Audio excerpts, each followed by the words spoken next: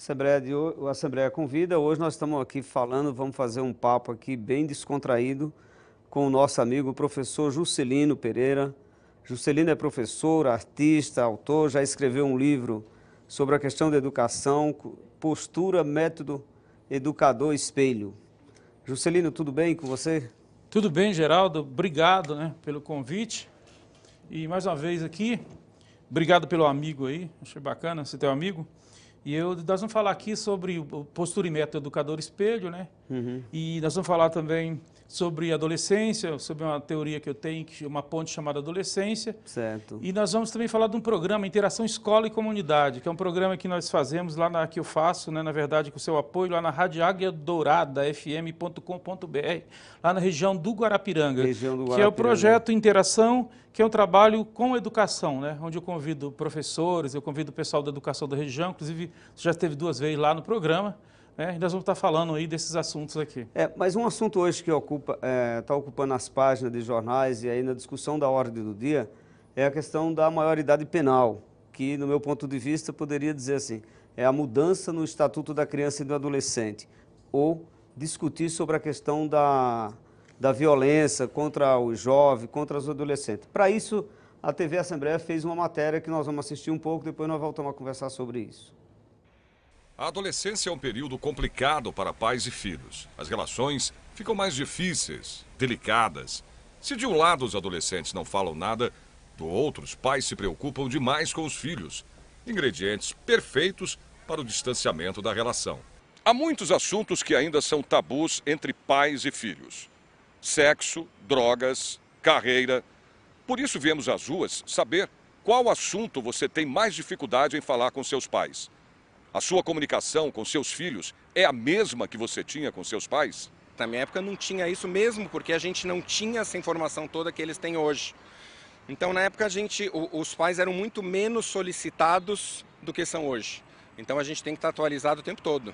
Por isso que eu acho importante ler livros sobre educação, conversar com o psicólogo do colégio, para a gente poder auxiliá-los da melhor maneira possível. A gente vive no mundo do eu quero, não do mundo onde as condições e a gente se contenta com aquilo que a gente tem. Então o eu quero é muito grande hoje. Então eu vejo alguma coisa, o filho não pensa na situação que o pai tem, então é no que eu quero. Nem todos os filhos disseram ter dificuldades de comunicação e que conseguem conversar abertamente com os pais sobre todos os assuntos. Mas alguns... Eles têm uma visão muito conservadora em relação às coisas, enquanto a nossa geração já tem uma visibilidade um pouco mais progressista. Meu pai sempre foi muito aberto comigo, minha mãe também.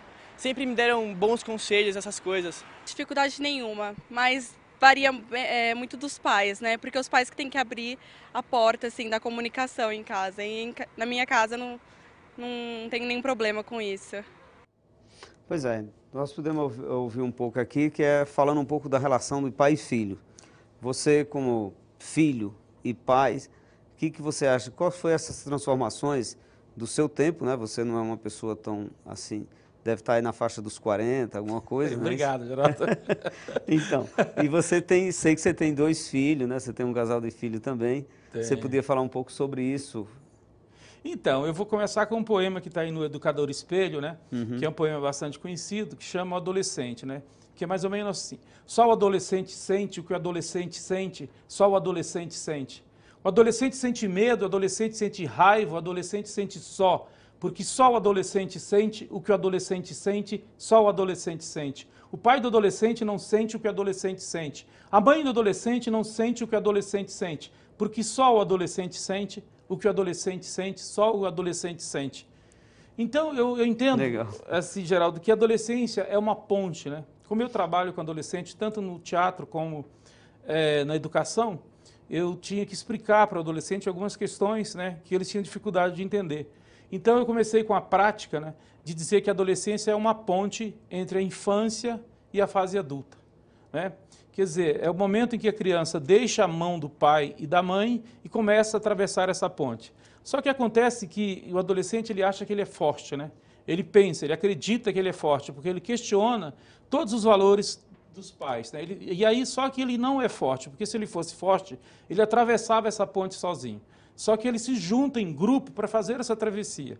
Quando ele não se junta em grupo, ele procura um outro adulto, um professor, um pastor, um padre, um professor de capoeira, um professor de teatro, para poder atravessar essa ponte. E o que eu falo, assim, quando eu faço palestra para os pais, é que os pais devem ajudar os seus filhos a atravessar a ponte. Porque não são todos que conseguem chegar no final da ponte. A maioria fica pelo caminho, né? E eu costumo dizer também que essa ponte tem vários buracos, né? Se ele cair num desses buracos, ele tiver uma estrutura forte, ele sai. Senão, ele não sai. Então, eu acredito que essa é a grande questão, né? Essa estrutura forte seria o quê? A família? Seria o quê? A família. Seria Tá. a educação, né? Tudo aquilo que ele recebeu. Então, se ele não tem essa educação, se ele não tem valores, por exemplo, que nós estamos num momento em que da mudança de valores, né?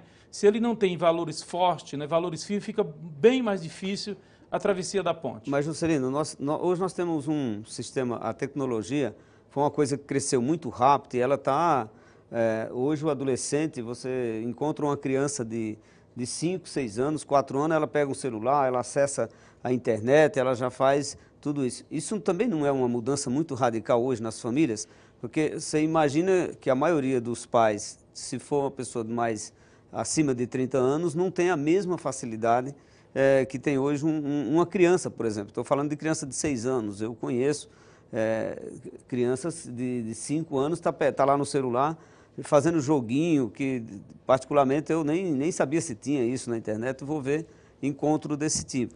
Isso não tem uma influência muito grande na formação desse jovem hoje? A influência é muito grande para nós, professores, e para os pais. A questão assim, é que isso, de certa forma, dificulta em relação à questão do poder, né? A questão da autoridade. Porque a autoridade do pai está relacionada à questão do saber. Então, antigamente, por exemplo, o filho, por mais que o pai não tivesse estudado muito, o filho ia pedir uma informação para o pai tinha uma experiência de vida enorme e acabava ajudando. E hoje fica mais difícil, porque a criança ela já tem essa informação. Muitas vezes, assim, ela tem acesso à informação que nem o pai tem. E aí complica, né? Complica um pouco, né? Porque é uma coisa que não pode faltar na questão da educação, tanto no papel do professor como do pai, é o respeito à autoridade paterna. O pai, ele é autoridade, o professor é autoridade. Mas, Juscelino, além de professor, você foi diretor de escola, certo? Lá na região do Guarapiranga. Você também tinha uma relação com os pais e com os alunos ali na escola, com o adolescente. O que você percebia? Aonde tem uma relação mais aberta, onde há um diálogo entre os pais e os adolescentes, esse adolescente traz menos problema para a escola? É diferente daquele que a gente sabe que tem pais ainda que é muito fechado ainda com adolescente, que não dialoga, né? Nós sabemos que tem pai que não dialoga com o adolescente, com a relação que ele tem na rua. Isso também não contribui muito para que ele caia no mundo, às vezes, da droga, na periferia mesmo. Porque, na verdade, nós estamos falando aqui, por exemplo, você tem um adolescente da classe média e classe média alta, e nós estamos falando do adolescente da classe média baixa, né? Que é o da periferia, por exemplo, o bairro que você era diretor, a classe média ali é a média baixa, né? A maioria são pessoas que pode classificar aí na categoria de classe baixa, não? Então, essa relação é mais difícil?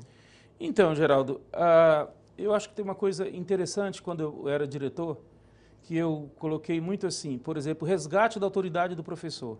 A base do trabalho que nós tínhamos no Eugênio Maris, que foi uma escola que saiu da 11ª... Aliás, foi desse trabalho lá que você escreveu esse livro, Exatamente, né? Eu escrevi esse livro, Postura vinha com experiência... e educador espelho. Eu apliquei, na verdade, essa teoria como diretor de escola, né? E eu tinha um princípio que era assim, o resgate da autoridade do professor.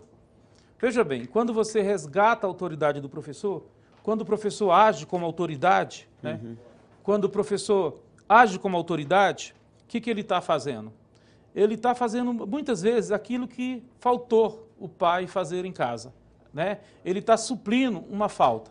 Então, veja bem, era essa questão. O professor, nessa época, na escola que eu era diretor, ele era autoridade. Então, autoridade, por exemplo, dentro de uma sala de aula, ele tem que ser o responsável, né? Por todo o andamento, pelas relações, pela questão de limite, né?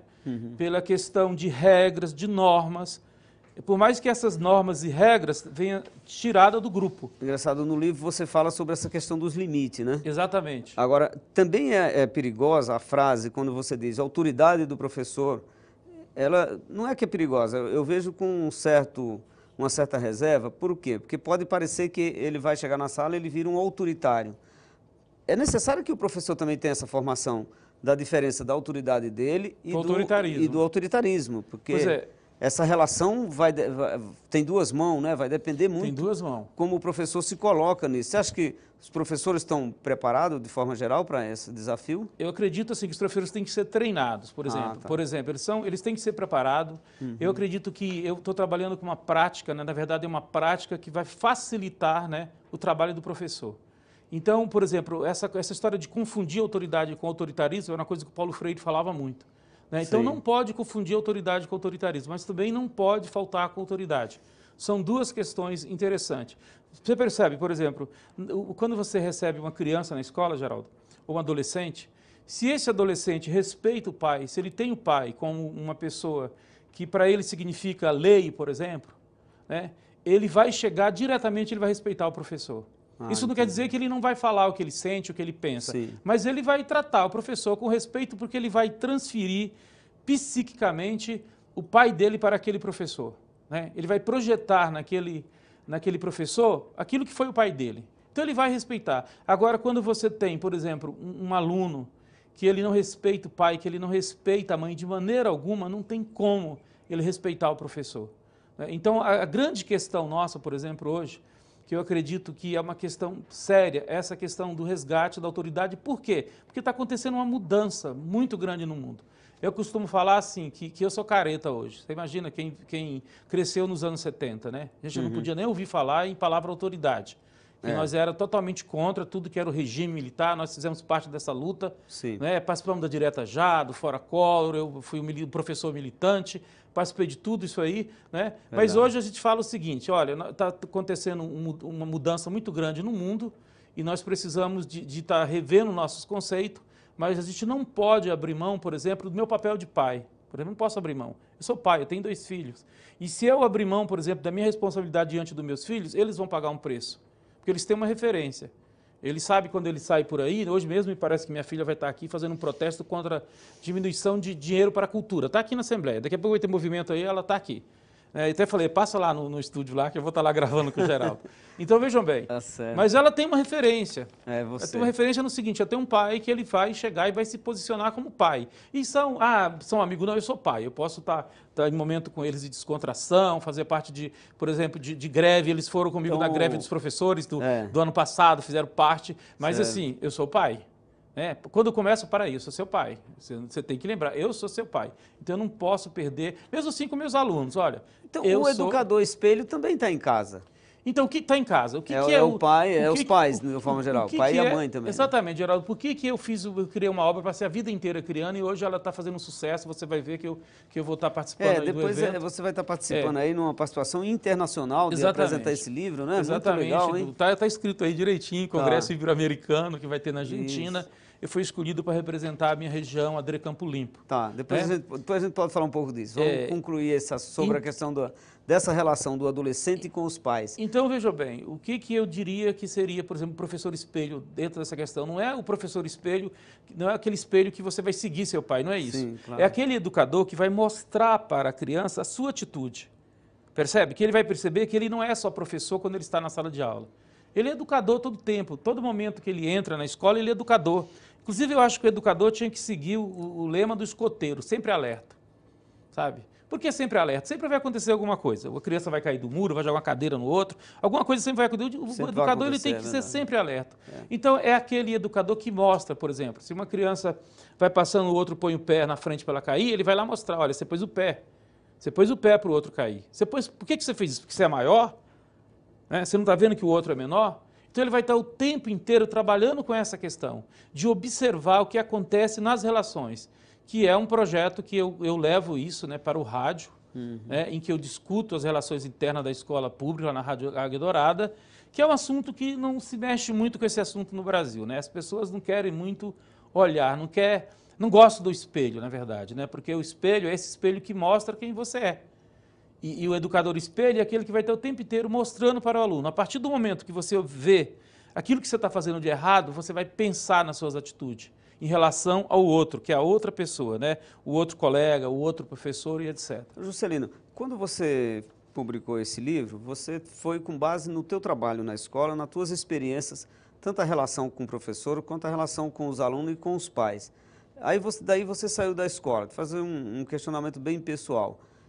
A sua saída, a escola continuou com esse projeto que você havia implantado? Você tem acompanhado a escola hoje lá? Você, evidentemente, tem aluno que passou lá por você, que hoje deve estar fazendo faculdade, sim, que saiu levou sobre tirar proveito desse método que você introduziu naquela escola. Continua isso? Ampliou em outras escolas? Como é que você está vendo Geraldo, um projeto tão interessante como esse? Desculpa, só para concluir, você fez uma linguagem aqui muito fácil de entendimento desse livro, uma linguagem simples, mas muito objetiva de bastante... Quando eu já li o livro umas 2 vezes, a gente sempre sente vontade de ler de novo, porque ele é muito real, pelo menos para mim, que eu moro na periferia de São Paulo, lá de Embu das Artes, eu moro próximo da escola e eu vejo esse comportamento dos alunos e eu penso que é uma coisa que deveria ser adotada. Eu já até falei em outros momentos que a Secretaria de Educação poderia usar como metodologia para dirigir a escola, para chegar nos professores e nos alunos, esse teu livro aqui. Eu acho que ele poderia ajudar muito e contribuir muito para essas mudanças. E a gente vê uma coisa, Juscelino, que é importante falar disso. Eu acompanho algumas escolas, como eu disse, e às vezes falta esse relacionamento do professor e aluno, e professor, alunos e pais. Esse acho que é um desafio sempre permanente para os educadores, para os dirigentes, que deveria investir muito nisso. E o teu livro também fala disso, dessa questão do relacionamento. Pois é, eu acho que tem que começar a existir a escola de formação de pais. Eu sei que já existe em alguns lugares, mas acho que é uma coisa que tem que ser levado assim. Eu fiz uma palestra para os pais lá no Céu Vila do Sol, né, durante uma semana.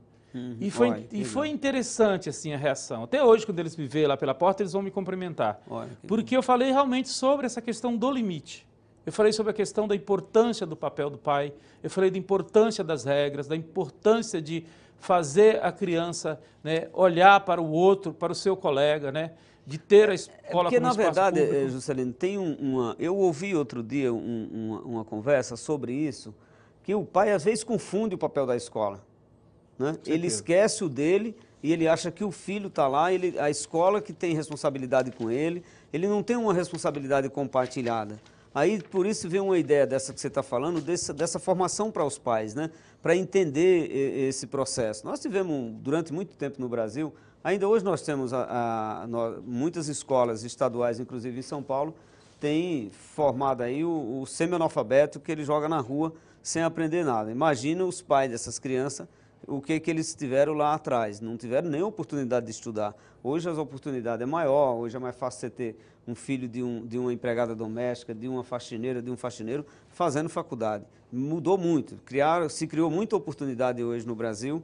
Claro que falta melhorar muita coisa ainda, mas as oportunidades hoje é diferente e elas são muito grandes. Mas, por fim, eu queria entender isso, né? Eu sinto que falta esse esclarecimento, essa formação para os pais. Olha, o seu filho, quem tem que dar educação para ele é você. A escola, ela é uma parceira sua, mas ela não é a principal responsável pelo seu filho. Então, eu falo, por exemplo, que o primeiro grupo, né? O primeiro grupo é a família. Né? É na família que a criança consegue fazer a sua formação. Né? Então, vejam bem, é ali que tem que acontecer, é ali que é o contato com o social, vai se dar nessa família. Só que o que está acontecendo é que alguns pais acham que a escola que tem essa responsabilidade.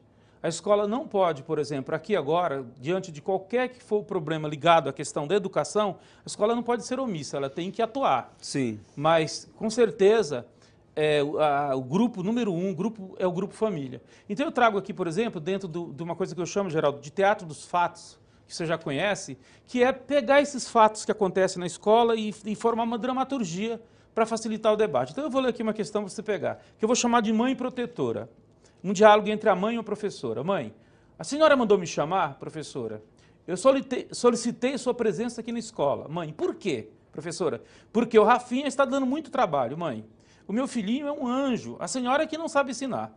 Lá na outra escola que ele estudava, eu não recebia reclamação. Mãe, mas que mentira, o moleque está todo dia na escola, professora. Vem, mas para bagunçar. Mãe, eu tenha santa paciência, professora.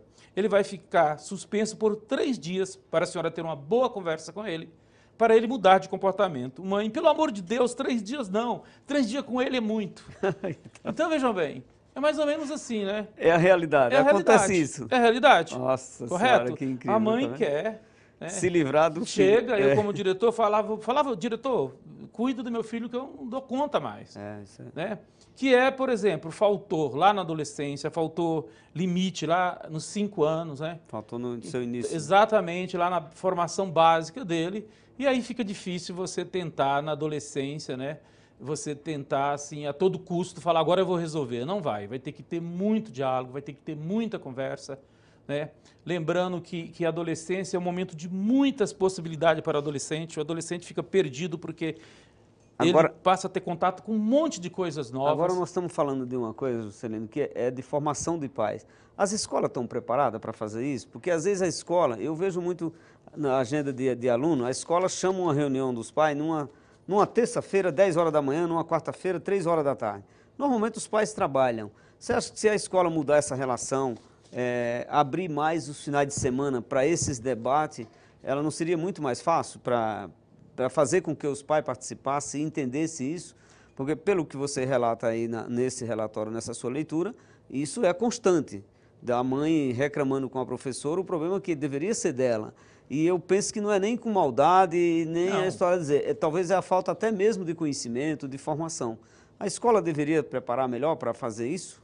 Eu acho que no momento tem que ter, em função de todo esse movimento, né, de toda essa coisa que tem um autor que fala que nós temos na época do lixo, por exemplo, que tudo é descartável, né? Uhum. Então eu acredito que tem que fazer isso, né? Em função dessa mudança que aconteceu no mundo.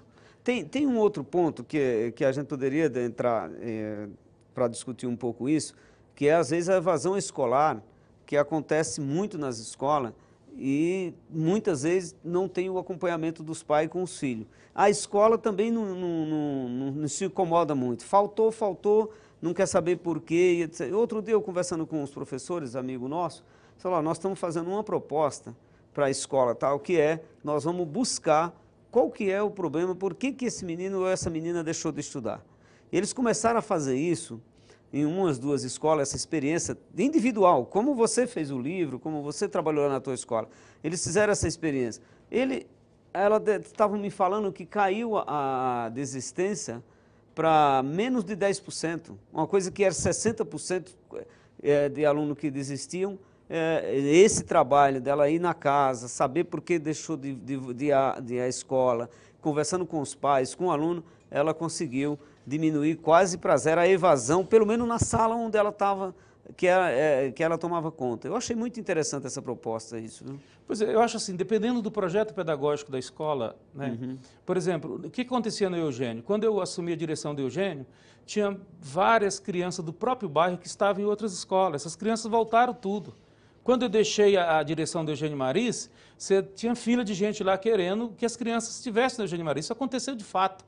Isso é uma coisa que tem matéria na Folha de São Paulo, né? Você sabe que eu fui indicado pela uma rede de televisão para poder sair na revista Nova Escola, para estar dando esse depoimento.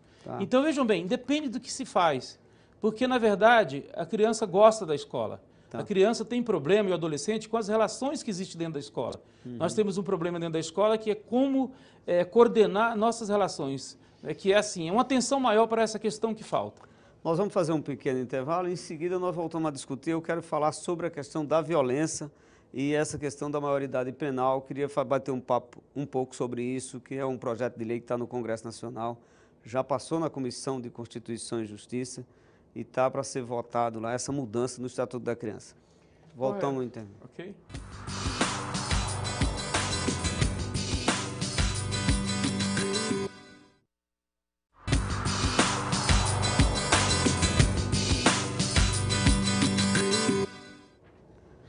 Estamos de volta com o Assembleia Convida, hoje conversando com o professor Juscelino, discutindo sobre a questão de relação de alunos, adolescentes e os pais, e agora queria falar um pouco sobre as mudanças que estão propondo lá no Congresso Nacional da responsabilidade da maioridade penal. Eu quero manifestar aqui já, Juscelino, antes de passar a palavra para você, dizer que eu sou radicalmente contrário à mudança da maioridade penal, como está sendo proposta, achando que é o menor, que o problema da violência é a responsabilidade do jovem de 16 a 18 anos. Eu penso que o problema da violência é outra, a causa são outras. Acho que quando a gente vê um jovem envolvido na violência, um adolescente, tem que buscar e atacar na origem. A origem, poderíamos dizer aqui, resumidamente, que é o maior, que faz com que leva o adolescente para lá. Nós temos que ter lei mais rigorosa para aqueles que levam o menor, a criança, o adolescente para o mundo do crime. Além disso, ainda tem outras questões sociais que é relacionada às seguranças públicas, e a segurança pública está relacionada a políticas públicas. Nós temos um defeito dos nossos governantes, dos nossos gestores, que eles acham que acaba com violência com polícia. Violência não se acaba com violência, violência se acaba com política de inclusão social, com educação de qualidade, com bons empregos, com bons cursos, com todas essas questões influenciam, né, para você tirar o jovem, o adolescente desse mundo do crime. E quando eu fiz o ano passado eu fiz um seminário sobre essa questão, quando o governo de São Paulo fez um projeto de lei e levou para Brasília, querendo mudar a maioridade penal, eu fiz um seminário para discutir isso com o jovem. E eu pude perceber, Juscelino, o quanto é carente a juventude hoje de políticas públicas. Depois eu fiz um outro levantamento para ajudar nisso, da qualidade das escolas estaduais no estado de São Paulo. E por incrível que pareça, mais de 90% das escolas não tem biblioteca, não tem laboratório, não tem uma quadra poliesportiva adequada que possa receber aquele jovem, que ele tenha prazer de ir e de usar e de usufruir desses equipamentos, no sentido de fazer o que todos nós gostaríamos de fazer e que todos querem fazer quando é jovem, de se divertir, de poder estudar, de ter sonho, de despertar o sonho ali. Eu penso que o que querem fazer com a nossa juventude, eu acho que é um massacre, é uma coisa... Vamos trabalhar para que não aprove lá, aprovou na Comissão de Constituição e Justiça, mas eu espero que o Congresso possa abrir esse debate mais para a sociedade e a gente possa discutir ele. Ele não pode ser uma discussão feita da maneira como está. Você é contra ou a favor da maioridade penal? Bom, se me perguntar isso na rua, se eu sou contra ou a favor da maioridade penal, eu vou responder de um jeito. Se me perguntar, você é contra ou é a favor que quem comete crime deve ser preso? É lógico que eu vou dizer que quem comete crime deve ser preso. Evidentemente que eu vou. Então, os institutos de pesquisa fazem as pesquisas de uma forma que induz a sociedade a acreditar que o problema da violência é a maioridade penal, que é a responsabilidade da maioridade penal. Eu tenho certeza, eu sou convencido de que não é o problema da maioridade penal. O problema é da falta de políticas públicas, o problema é de lei mais rigorosa para o maior que leva o jovem, o adolescente, para o mundo do crime, que leva para as drogas, são os donos de lojas que tem por aí na periferia, em qualquer lugar hoje de São Paulo. O que você acha disso, Juscelino? Qual que é a tua opinião sobre isso? Então, eu acho que na rede, né, na rede do Geraldo Cruz, não tem? Do celular, como é que chama? Tem. WhatsApp, né? Tem uma pessoa que falou assim, mais ou menos assim, não tem que educar o mundo para melhorar meu filho, eu tenho que melhorar meu filho para educar o mundo. É verdade. Eu achei super interessante. Foi muito legal essa. Achei muito bacana isso, né? A gente está falando que falta investimento na questão da educação. Como é que pode, meu? Essa falta de investimento, e ainda quando tem investimento, esse investimento some. Então tem que fazer esse investimento na criança. Claro que você, de alguma forma, essas crianças têm que ser corrigidas. Por mais que ela não teve acesso lá na infância a todo tipo de educação necessária, ela tem que ser corrigida para ela não fazer coisa errada. Ela tem que ser reeducada, essa é a questão. Mas a questão maior, a educação é saída para nós, como educadores. A gente não tem como pensar diferente. Nós temos que pensar que tem que ter investimento. Por exemplo, eu iniciei meu trabalho na Fundação Estadual do Menor do Estado de Mato Grosso, na FEBEM de Mato Grosso. Nossa. Depois eu trabalhei na FEBEM de São Paulo, depois eu trabalhei na favela Marconi, que era a favela mais violenta de São Paulo, nos anos 80, por exemplo. E as soluções são todas as mesmas. Então, vejam bem, e teve uma questão que foi discutida muito em congresso, que o pessoal falava sobre o problema do menor antigamente, não era? Era chamado de menor infrator. Então, o problema do menor. Um dia alguém disse, o problema não é do menor, o problema é do maior. Eu acho que a questão maior é essa, entender que o problema é do maior. E aí eu trago uma coisa aqui do programa Interação Escola-Comunidade. Mais um textozinho aí, até para você comentar aí como deputado, o que você pode fazer. Por exemplo, sobre o lazer. Aí o pai fala, pai, aonde você está, moleque? Moleque, em cima da laje. Pai, fazendo o quê? Moleque, soltando pipa. Pai, você vai acabar caindo da laje. Moleque, se eu cair do chão não passa. Pai, vai jogar bola? Moleque, aonde? No telhado? Pai, na rua. Moleque, na rua o carro mata. Então, como é que faz, por exemplo? Você vai na periferia que você não tem um campo, você não tem aula, por exemplo, de teatro, você não tem aula de música, você não tem nada para esses meninos. Eu tive um aluno que caiu realmente do telhado, soltando pipa, caiu da laje, se quebrou todo. E como é que você vai fazer? Então, falta o quê? Falta investimento, falta o que nós estamos falando, falta políticas públicas para esse jovem, para esse adolescente, e uma política no caso do mundo do crime, Juscelino, além disso, do que eu falei, que as escolas não têm uma boa quadra. Quando não é na escola, no bairro também, não tem uma praça de lazer para esse jovem, para esse adolescente. Não tem opção, aí evidentemente, muitos jovens de famílias pobres, carentes, muitos adolescentes de famílias carentes, que fica na rua e os pais têm que ir trabalhar. E o Estado não oferece uma opção de vida, aí chega o traficante lá, o bandido, oferecendo facilidade, aí é óbvio que ele vai. O que eu tenho debatido e que eu acho disso, Juscelino, eu fiz até um projeto de lei aqui na Assembleia e aprovei aqui na Assembleia uma lei de incentivo à iniciação ao trabalho do adolescente. O governo sancionou parcialmente, vetou mais da metade da ideia, mas ele sancionou a ideia. Só que ele sancionou e até hoje não regulamentou. Vai fazer 2 anos que foi sancionado e ele não regulamentou para não colocar em prática uma ideia que saiu aqui da Assembleia, que foi nós que construímos. Construímos tudo baseado nesse debate, baseado até um pouco na experiência de professores como você, de diretor como você na escola, de ouvir as pessoas. E eu acredito que uma das soluções para a gente diminuir a violência é melhora na educação, mas é criar oportunidade de cultura, de lazer, de trabalho, né? Porque hoje o jovem de 15 anos quer trabalhar, ele quer ter seus bens, ele quer adquirir seus bens, ele não quer ficar dependente dos pais e muitas vezes os pais não têm condição de dar. Então o nosso projeto de lei visa isso, visa criar oportunidade, dar incentivo à empresa que vai lá e dá o primeiro emprego ao jovem. Essas medidas, uma rede de ação que deve ser governamental, penso eu, que seria a solução definitiva para acabar com a questão da violência e com o envolvimento de adolescente e de menor no mundo do crime. Essas ações elas têm que estar junto com a escola, elas têm que estar junto com o trabalho, você tem que estar discutindo ela com o lazer, não pode ser uma discussão isolada. Agora eu queria reafirmar uma coisa aqui, você de fato é um artista mesmo, né? Você faz o poema lá dentro do problema, você já faz a poesia, já traz sobre todos os assuntos, né? Eu planejei, né? Eu não planejei, é fácil não, que bom. E nesse mundo, Juscelino, qual que era a minha discussão aqui na Assembleia? Eu fiz um levantamento nos países que que trouxe a maioridade penal, tem países de primeiro mundo, como Japão, Alemanha, que trouxeram até os 14 anos. E o que aconteceu? A experiência mostrou, aumentou a violência, aonde eles levaram, aumentou a violência, teve mais violência. Voltaram, tem país hoje que a maioridade penal é 22 anos. E são países de primeiro mundo. Aí aqui no Brasil, e São Paulo particularmente, eles falam que o menor está envolvido na maioria dos crimes. Nós vamos fazer o levantamento. Não é. É na minoria dos crimes que tem o menor envolvido. Só que a maioria dos crimes em São Paulo, de assalto, de homicídio, de roubo, 99% não são esclarecidos. Esse é o ponto maior da questão, que é a impunidade.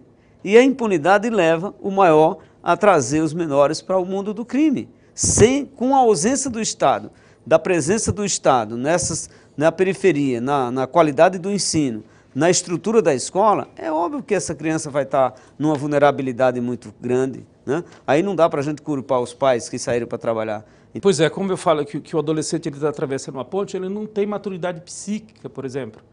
Nessa travessia, ele tem várias oportunidades, são tanta coisa que aparece na vida deles, né? A turma, a questão da sexualidade, a questão ligada às drogas, a questão ligada a viagens, por exemplo, são tantas coisas, e ele tem que fazer opção, mas ele não está ainda maduro para estar fazendo essa opção, então ele começa a experimentar de tudo, e aí muitas vezes acaba se dando mal por isso. Então, ele tem que ser orientado nesse sentido, né? E aí, o que acontece é que se você não ajuda, se essa criança ele não é bem orientado, vai aparecer quem? Os atravessadores, não é isso? Sim. Quando você está atravessando, não tem alguém que quer te atravessar? Por exemplo, você tem para alguém ou quer te derrubar, né? Exatamente. Alguém Vou tá falar ali. para você, o Grupo Cavalo de Pau, nós tivemos a primeira geração, que foi o pessoal da minha idade, depois nós tivemos a segunda geração, mais de 40, todos fizeram faculdade. Outro dia, quando eu estava como diretor de escola no Eugênio, apareceu o Márcio lá. Mas fala aqui que é o Grupo Cavalo de Pau, senão quem grupo tá de nos teatro assistindo... Cavalo de Pau é um grupo que existe em São Paulo, que eu sou diretor, né? Há mais de 20 anos esse grupo existe, que ensaia na Casa de Cultura do Boi-mirim, agora vai ter uma sede própria que eu estou construindo com o meu salário de professor. Verdade. O Teatro Cavalo de Pau está quase pronto, né? Então, é um projeto, por exemplo, que funciona assim. Outro dia, eu estava um dia lá na escola, apareceu um rapaz lá, o Márcio, né, que trabalha em um banco. Ele apareceu lá com os presentes lá, 1 litro de vinho, um livro, e falou, olha, eu vim aqui trazer para você, porque todos os meus amigos não atravessaram a ponte. Todos se envolveram com crime e morreram. E eu estou aqui, estou trabalhando em um banco, comprei um sítio à vista. Então, veja bem, ele teve essa oportunidade. Foi aluno seu? Foi aluno do teatro, participou do teatro hein? o tempo inteiro. Esse é o maior prêmio que você ganhou. Então, essa é a grande questão, que a gente tem realmente que fazer esse investimento. E quanto é que é isso que a gente está aqui fazendo, que nós estamos investindo, né? E essa falta de opção, essa falta de foco, né? Que existe, por exemplo, agora mesmo aí a questão de financiamento do estudo dos jovens, aí parece que deu um problema total, eles estão conseguindo fazer financiamento, mas é preciso de ter essa ajuda para atravessar essa ponte, é isso que eu estou aqui para estar falando, né? Aí eu trago aqui, por exemplo, sobre as relações, vou trazer aqui de novo a escola pública para você. Uma conversa entre um menino grande e um pequeno, que é assim, o grande fala, moleque grande, cadê o dinheiro? Moleque pequeno, que dinheiro? Moleque grande, o dinheiro que eu te pedi, moleque pequeno, para quê? Tá de zoeira? O dinheiro que eu te pedi para você não apanhar, mas eu não consegui, então você vai apanhar. Não me bate, tá bom, eu não vou te bater, mas amanhã você vai ter que me trazer 2 dinheiros. Moleque pequeno, e se eu não conseguir os 2 dinheiros? Você vai levar 2 surras, né? Que é, por exemplo, os problemas que acontecem nessas relações, sabe? De relação a desrespeito ao outro. Que isso acontece quando eles são pequenos. A gente tem que começar a trabalhar no sentido de estar corrigindo isso, né? Isso acontece nesse sentido que eu estava falando, né? Exatamente. Aí está a ausência do Estado, né? A ausência do adulto, né? Responsável. Com o Estado, quando eu falo o Estado, eu não estou falando... eu estou falando a instituição pública, que seja município, governo federal e governo estadual. Só para deixar claro aqui, o Juscelino falou a passant dos programas de financiamento do ensino superior. É evidente que nós não vamos entrar nesse debate aqui agora, mas eu me sinto na necessidade de esclarecer. Um dos que deu problema esse ano foi a questão do FIES, do financiamento das universidades privadas, e um financiamento via Banco do Brasil.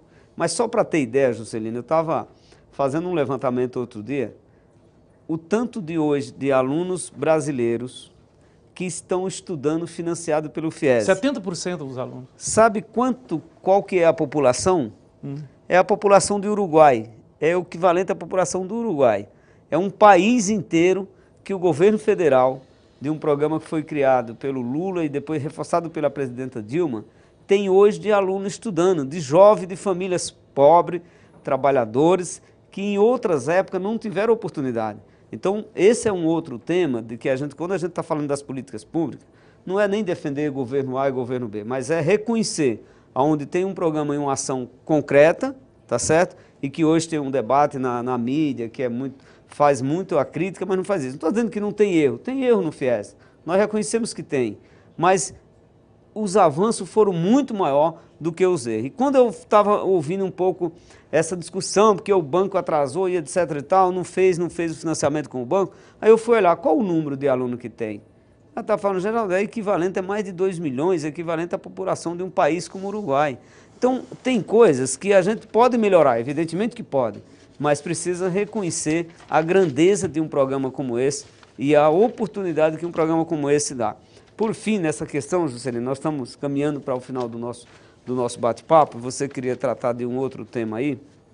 Eu quero deixar aqui uma mensagem para o nosso telespectador da TV Assembleia.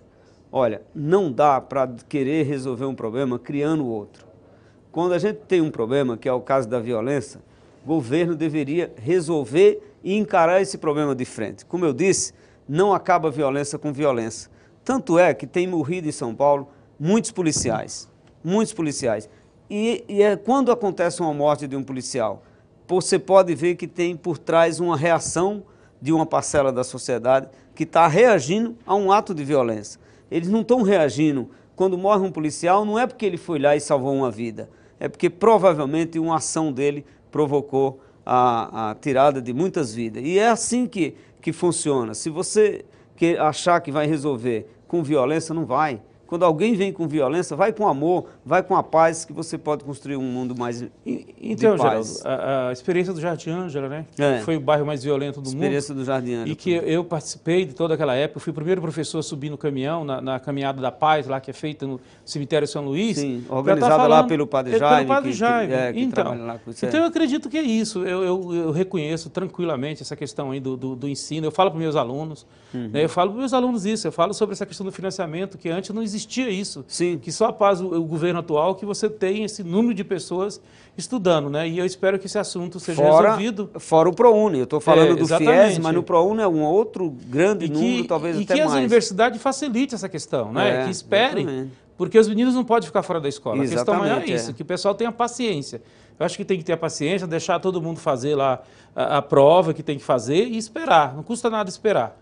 Não tem que ter essa loucura toda, porque não pode uma pessoa, por exemplo, que está fazendo um curso, parar o curso porque a faculdade fechou por esse problema que está acontecendo.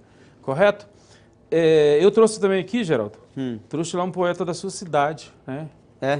Que eu acho que é interessante. Qual cidade? Em Budas Artes? Exatamente. Eu trouxe o poeta que vocês gostam muito lá, que é o Solano. Ah, do Solano Trindade. Exatamente. Nossa Senhora, nosso grande e eu Solano. vou ler um poema dele Deixar aqui. um abraço para a Raquel, então, que tem tentado preservar eu fui homenagear a aqui você, né, sua cidade. Eu trouxe aqui o Gente Morena. Foi um poema que ele fez para a Ana Montenegro. Então, posso ler aqui? Pode, por favor. Então, tem gente morrendo no seco Nordeste, tem gente morrendo nas secas estradas, tem gente morrendo de fome e sede, tem gente morrendo, Ana, tem gente morrendo.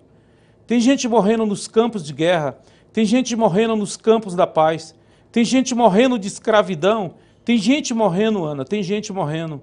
Tem gente morrendo de angústia e de medo, tem gente morrendo de falta de amor, tem gente morrendo de ódio e de dor, tem gente morrendo, Ana, tem gente morrendo. Tem gente morrendo nas prisões infectadas, tem gente morrendo porque trabalha, tem gente morrendo pedindo justiça, tem gente morrendo, Ana, tem gente morrendo. Sim, Ana, tem gente morrendo. Pois é, Juscelino, é engraçado, né? O Solano Trindade tem mais de 100 anos, hoje, se ele tivesse vivo, estaria com 102 anos, e ele escreveu esses poemas numa época diferenciada e hoje é real. Infelizmente, nós podemos constatar que esse livro hoje está mais do que atualizado. Tem gente morrendo, tem gente morrendo de violência, de fome, falta de trabalho, uma série de coisas ainda. Então, tem um desafio para nós muito grande. Nosso país avançou muito na última década, mas tem muita coisa ainda a fazer, é um desafio muito grande para nós. Juscelino, chegando aqui ao final, queria dar um tempo aí para você falar, pode ficar à vontade, e faz o seu finamento aí, faça a sua despedida aí para os seus... Você sabe que, desculpa te atrapalhar, você sabe que a entrevista que nós fizemos outra vez aqui com você foi bastante comentada na região, né? Eu acho que você traz bastante audiência para a TV Assembleia, sabia? Eu sabia. É que não é medida, mas eu vou pedir um dia para medir essa entrevista aqui, viu?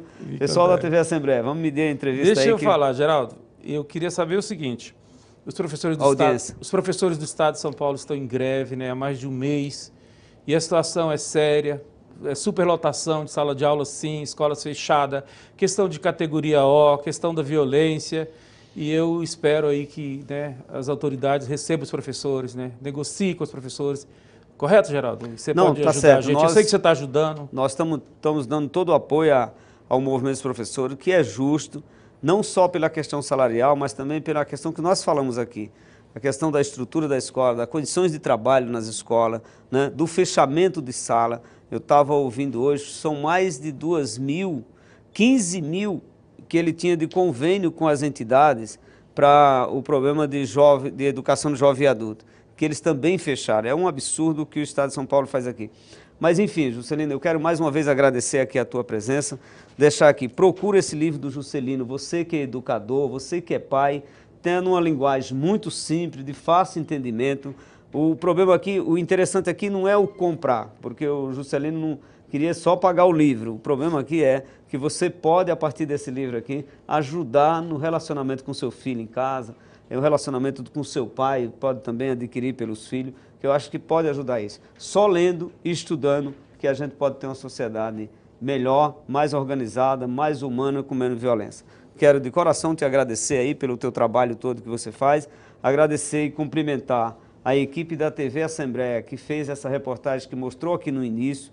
Acho que é essa proposta que nós estamos querendo fazer aqui na Assembleia Legislativa, que a TV Assembleia vá para a comunidade, que ouça a população e traga os problemas para que a gente possa debater e tentar dar encaminhamento para resolver. Muito obrigado a você que está nos assistindo, que acompanha aí a TV Assembleia e pode dar a sua sugestão através tanto do nosso site quanto do site da TV Assembleia, tá bom? Muito obrigado.